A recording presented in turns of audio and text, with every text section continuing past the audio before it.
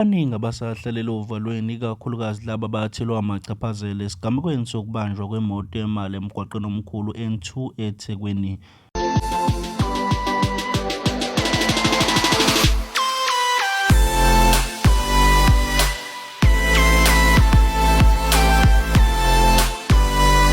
Buka lesitethuhle TV sakubingelela ungakhohlwa ukuncofoza u-like, follow, subscribe ukuze siqhubeke sikwethulele zonke ezingenayo.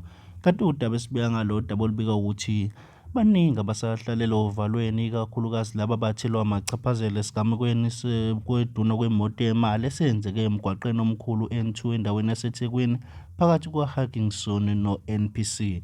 Kanti-ke lesi sigameko senzeke namhlanje ekuseni nokubika ukuthi baningi abantu abadubulekile laphaya nokuphinde kubalwe-ke onogada nabathize ebebukela.